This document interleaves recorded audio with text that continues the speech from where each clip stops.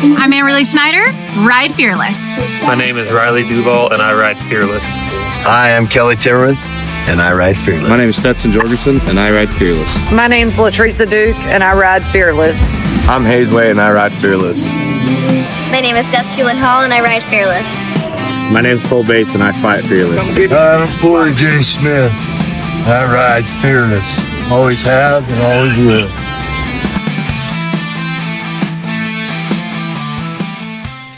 Welcome back to the Ride Fearless Show. I'm your show host, Sydney Blanchard, and you are watching part 3 of Ride Fearless with Loralee Ward.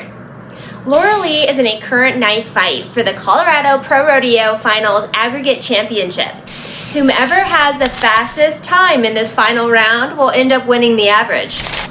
Loralee is going to show us the bits that help her ride fearless, and then we will watch her battle it out for the CPRA Aggregate Championship. I'm Loralee Ward, and these are the bits that help me ride Fearless. This bit is actually a replica of the exact bit that Fallon and Flo's Eris won the world in 2014. She calls it the $1 million bit or the world champion bit.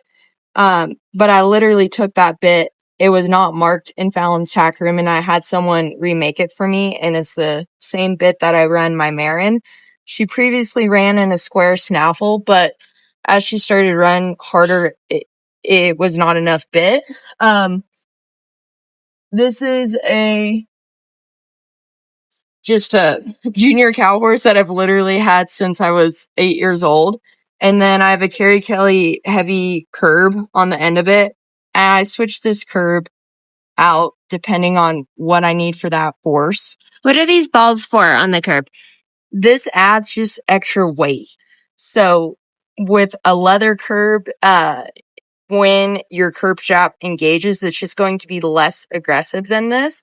And I do think some horses, like this curb strap here, it's really direct, and it's more harsh than you think it would be because it's like a fishing line. If you pinch yourself with a fishing line, it's going to be very direct. Where like this, it's just heavy, so they still feel the pressure, but it's a little less direct. At what point in time would you put this curb on a bit? What are you feeling in your horse that would say I want to use that? When they get heavy or pulling down, but I don't want to necessarily scare them with something like a fishing line. So this is going to be like, I don't want to become reliant on this. So with my colts, like 2, 3, mainly like 3 and 4 year olds, they'll have 1 or 2 days a week in this. And then I will literally go change to a leather curb so that they're not reliant on this. And I already have something I can step them up into when they get strong, because them getting strong is inevitable. This is the Schoenberg 3/4 inch Peter. It's kind of, my gelding runs in this bit. What are you feeling in a horse where you're like, I'm going to go back to the trailer and try this bit? Right. Okay. So I do really well in an O-ring. Eventually, they all, for the most part, get too strong for an O-ring. So when I need something to step them up from an O-ring, the Peter is a great option because it's relatively equal shank to purchase, and it is still direct. Like O-ring, when you pull, it's all right there. There's not a whole lot of gag in this. So when I don't know what to step them up into, I default to this, and then I go from there. Get a little bit more specialized, but that's a really great option.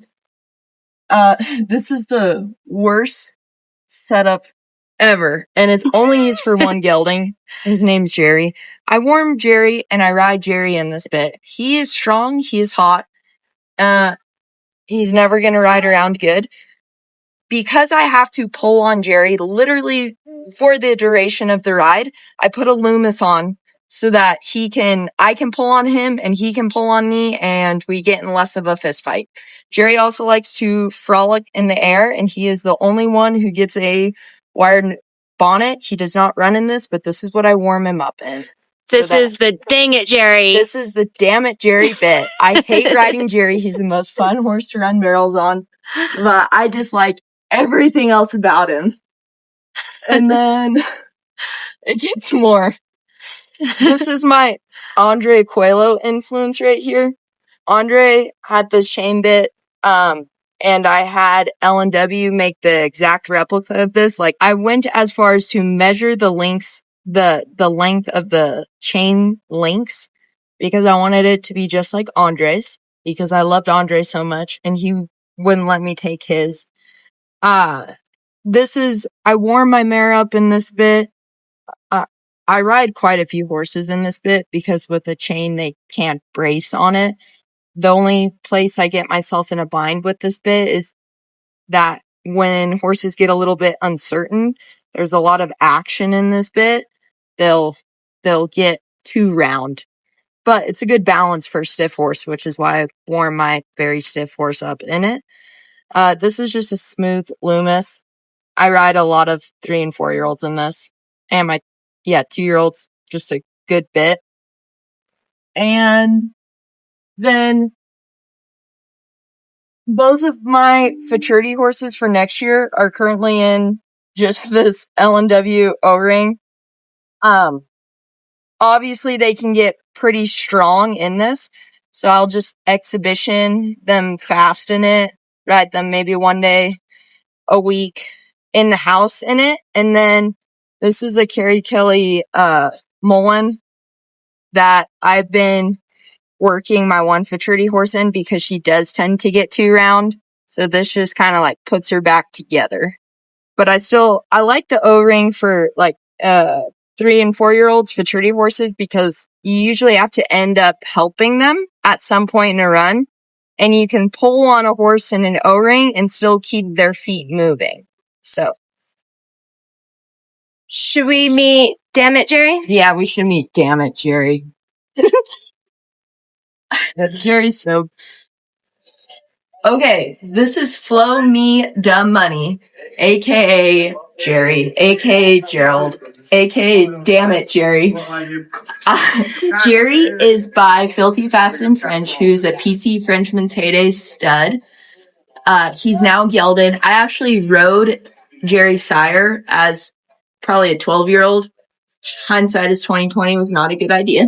And he's also out of Flo's Knick-Knack, so that makes him a half-sibling to Floresy Fiesta. And Jerry's key to success is to listen to the Lightning McQueen soundtrack, I Am Speed, before he runs. Jerry is one of the most consistent guys you could ever ask. He will take any setup. He doesn't care. He's very willing. Sometimes Jerry doesn't take his job super seriously, but when he does, he can shut the clock off. But he's probably going to pull a check regardless. As you can see, Jerry has a very cute pink cribbing collar because he likes to crib, he likes to paw, he likes to kick in the trailer. But besides that, he does his job, so we keep him around. And Jerry is your average horse. So you were talking earlier about your goals at the CPRA finals this weekend. Yes. One being to potentially win the average. Yes, ma'am. You're going to, plans always change, but the plan is to ride Loralee for the first 2 rounds and then hopefully bring out Jerry for the last round. Yes, ma'am. And so he's your closer. Yes, he's my closer, and as a jockey, I don't feel a whole lot of pressure to ever run Jerry. He makes my job really easy. You just have to be a passenger more or less. So in a pressure situation where I'm trying to win an average title, I know that I can be a mediocre jockey and Jerry's probably going to go take care of me, which is invaluable. And I would like to give Jerry an opportunity to run just because I primarily ran him at amateur rodeos. I don't think I actually ran Flo at any of the CPRA rodeos except one. So Jerry did the majority of the winning to get here. And I agree with the principle of dance with the one who brought you there. but also always run your best horse. So if I could give Jerry an opportunity to run, I think that's only fair to him too. Tonight would be a good night for her to fuck. Because it's a little bit brisk, and the way she's acting, she is full of it. She knows what's up tonight. She has the look in her eye. The color pink has a lot of significance for me because it's my grandma. It was my grandma's favorite color. My grandma passed in 2020. And, so I make Flo just have the curliest stuff all the time because apparently she likes pink. So I think she knows it's pink. Right? I think she's smart enough. She knows it's her night. Yeah. I'm a pusher with no brakes. I'm invincible. I win every single game. I'm so powerful. I don't need batteries to play. I'm so confident.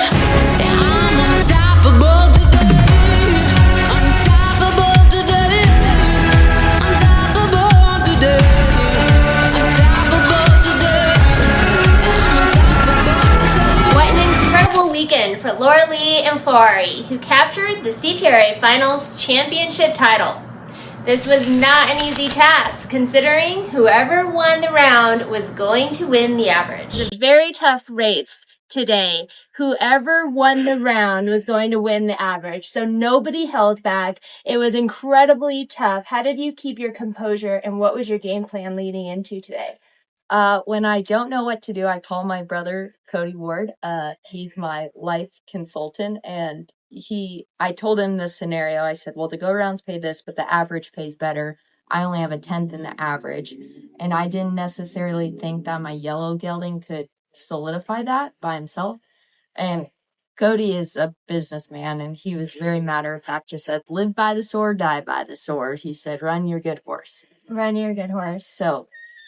Jerry is great, but Jerry usually progressively gets better, and it might take him a run or two to get tapped off, and I didn't have that today. So there was more risk involved, but more risk, more reward. It was incredibly tough. This was like running on Mountain State Circuit Finals. Yeah. We had Laura Lambert, who I think is going in second or third for the Mountain State Circuit Finals the end of this month. Yes, ma'am. And then we had Rachel, who ended up third in the circuit last year prior to her horse being injured, and now she's back, and she went in with such a lead, no one could catch her. Yes. However, if someone could, it would have been you, because because you solidified yourself this week for sure. Yes, ma'am. Yeah, there was nothing to lose here. I knew that there was no way to win the year end, just looking at it money-wise, so it's like, go for broke. Look for Loralee at this year's Mountain State Circuit Finals, as well as the 2026 Limited Entry Rodeos San Antonio and Rodeo Houston. She has certainly set herself up for a 2026 NFR qualification. How, you ask? Because she rides fearless. I'm Loralee Ward, and I ride fearless. It's not just a hobby, nor is it a job. It's something in our blood, and that's what keeps us going season after season.